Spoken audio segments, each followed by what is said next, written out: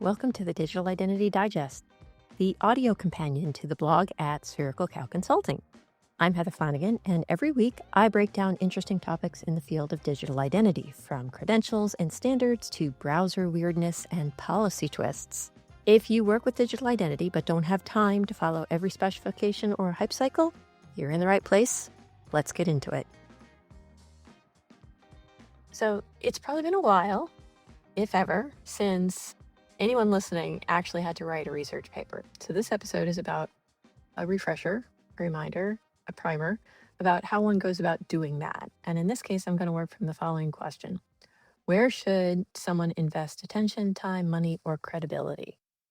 And that may sound a bit like a strategy question, and it is, but underneath it is a research problem. Before anyone can make a defensible recommendation, they need to know a bunch of things, right? They need to know, well, what already exists that could be invested in. They need to know what is credible, what is speculative, where the gaps are, and which claims are supported by evidence rather than just sort of vibes or personal opinions. Now, this is the kind of work I really enjoy doing, right? Targeted research that turns a messy issue into a decision ready paper. The subject matter changes, but the methods are actually fairly consistent. It usually involves formal literature searches, organizational searches, standards and policy review, database work, source tracking, and when possible, direct outreach to people operating the systems being studied. It also requires a fair amount of humility, right? Research rarely gives you perfect certainty. And the goal is not to know everything. The goal is to know enough and to know how you know it, right? Kind of the worst way to start is to just open a browser and start typing in broad search terms. I mean, it does feel very productive for about 20 minutes. And then you realize you have 50 tabs open, 3 reports from organizations with suspiciously similar names, 1 white paper for 2018, a blog post that cites a dead link, and a growing sense that maybe the whole internet was just a mistake.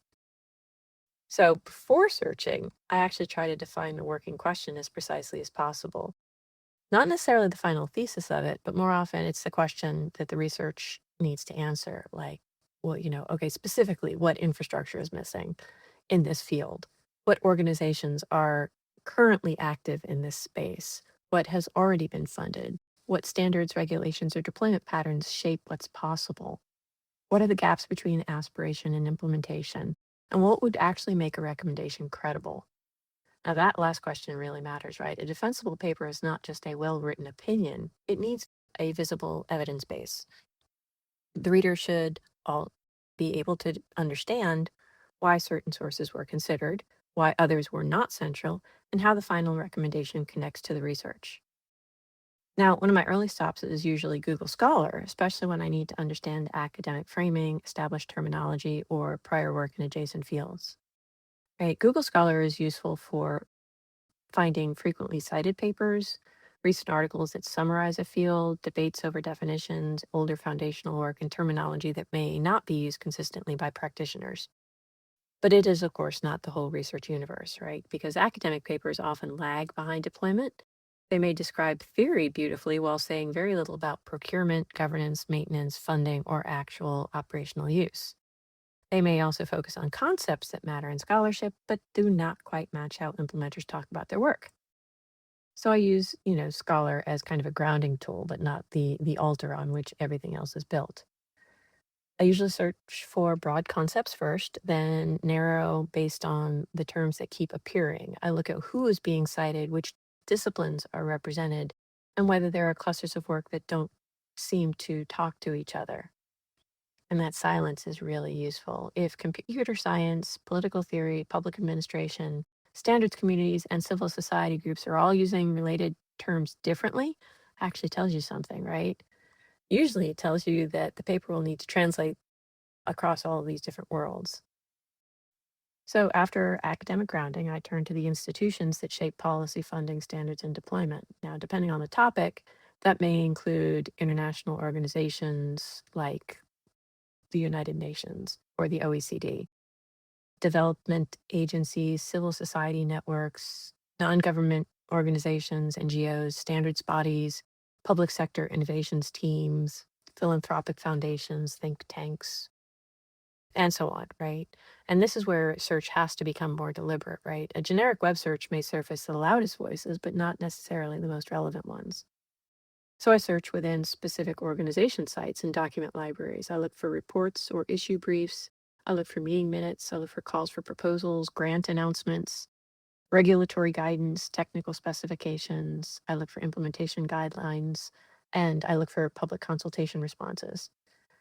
It's not terribly, glamorous, of course, going through all of this. It's a lot of clicking through PDF libraries and discovering that an organization's quote unquote resource page has not actually been maintained since 2021.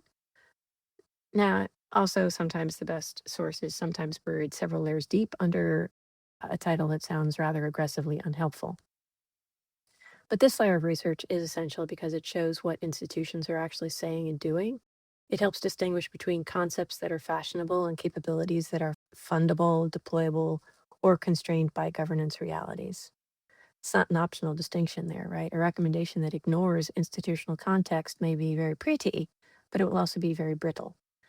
Not every useful lead comes from a formal database, right? Casual searching has a place too. So yes, your regular search engines, your conference agendas, GitHub repositories are actually really good. Project websites, blog posts, podcasts, they can all help identify active work. The trick is to treat the casual search more as like lead generation and not proof, right? A blog post may point to an interesting organization, and a conference session may reveal who is actively working on deployment. A set of GitHub issues will show you where implementation pain is actually showing up. A project website may explain how a platform describes itself to users, which can differ sharply from how academics or funders describe the same category. So all these sources are useful, but they do need to be handled carefully. Some are current and credible, some are marketing, some are abandoned, some are written as if the future has already happened, which is a charming habit of technology communication and a terrible basis for recommendations. Now, when a casual searching turns up something that feels important, I do try and verify it elsewhere, which brings me to one of the most useful and most underrated parts of the process, the source spreadsheet. A source spreadsheet is not administrative overhead, right? It is actually part of the research. I usually start one very, very early, even before knowing exactly what the final structure of the paper will be. At minimum, I want something that's going to let me track the source title, the organization or author, the publication date, the URL, the citation, the source type, the relevant topic category, several other things. And for complex projects, I'll add columns for geography, for funding relevance, legal or regulatory implications, technical maturity, whatever seems necessary that will ultimately help me map to a recommendation.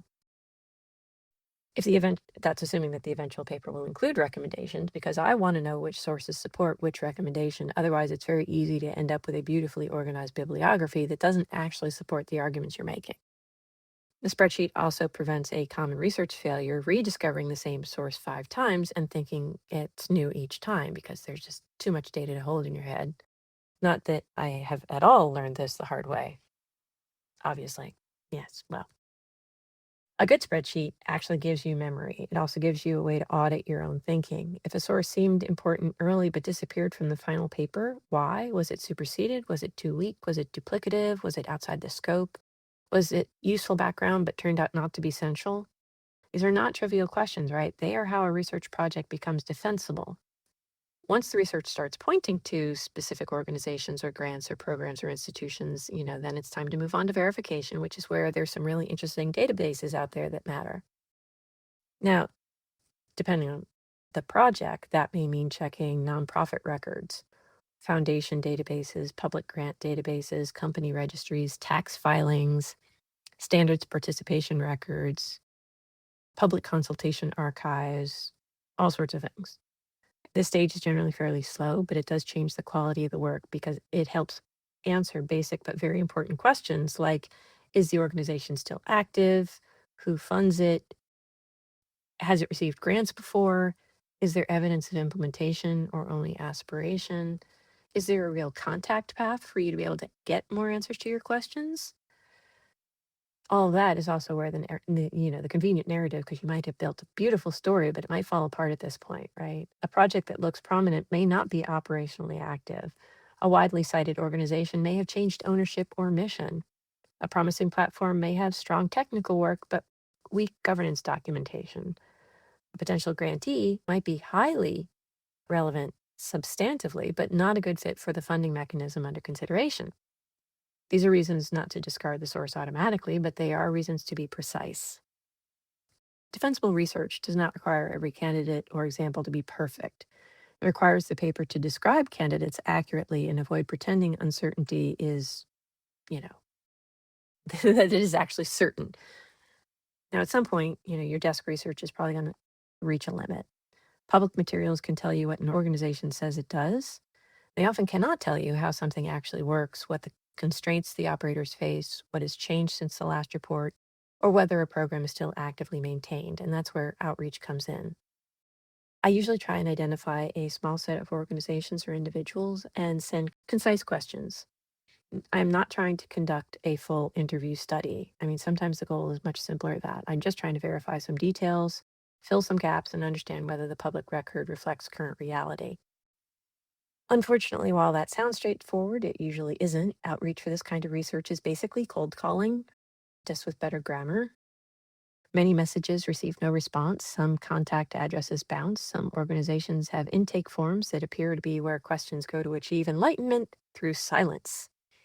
Right? Sometimes the best contact path is not through email. It might be through LinkedIn or Mastodon or a conference connection or a person who knows a person. And even when responses come in, they may be partial. I mean, all of that's actually still useful. A partial answer from an operator can clarify identity, eligibility, governance, funding, or implementation details that public materials might gloss over. But that outreach evidence should be documented very carefully. You need to track who was contacted, when, how, what was asked, what came back, and how the response changed the analysis. If no one responds, that's actually also information, but it should be handled cautiously, right? Silence is not proof of anything. It's just a constraint. Now, I do use AI in research work, but I don't use it as the authority, right? AI can be useful for helping organize notes, extracting recurring themes, identifying gaps across a source spreadsheet, suggesting alternate search terms, comparing draft recommendations against source categories, and sometimes helping turn that messy mess of findings into coherent prose.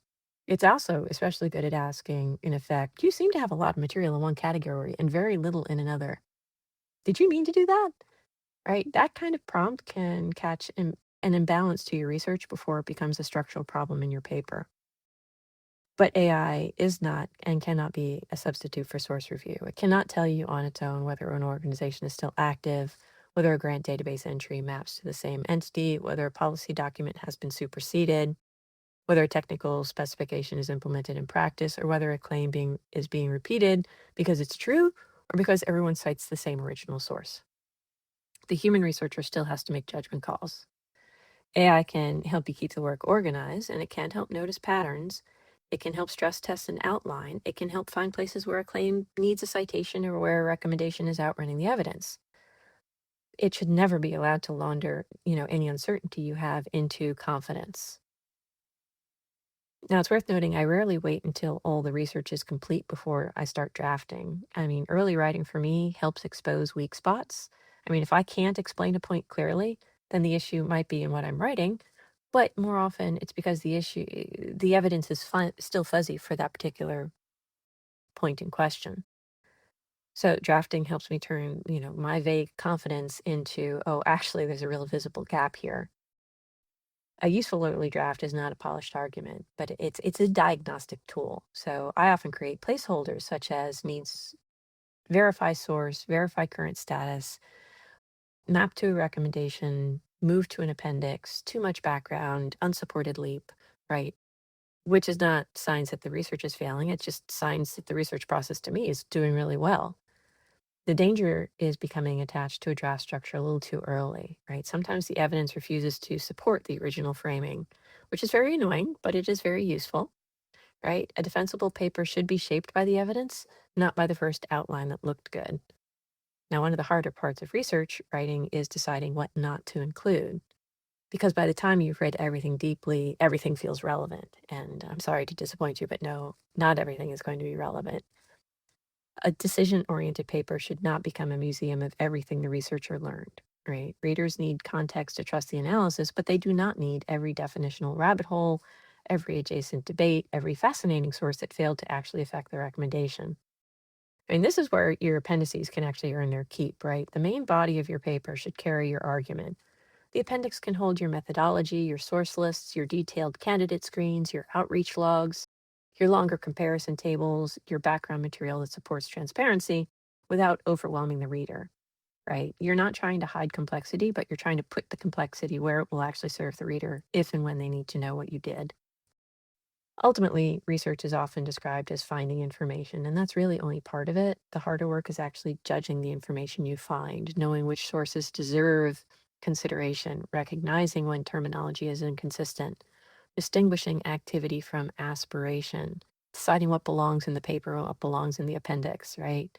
A good research process is not going to eliminate uncertainty. It's going to actually just discipline it so you can say, here is where it is. That's what's going to make the final paper defensible. Not that it answers every possible question, not that it cites everything ever written, not that it produces a grand unified theory of the topic, which is usually a sign that everyone should go outside for a while and touch grass. A defensible paper connects claims to evidence, and it's honest about its limits. It uses outreach where public materials are insufficient. It verifies details before relying on them. It keeps track of sources carefully enough that the argument can be reviewed, challenged, and improved. And that's the difference between research as content production and research as decision support. The first will create a document, but the second creates something that people can actually responsibly act on. Hope this was helpful. We'll have a different topic next week, and I look forward to talking to you then.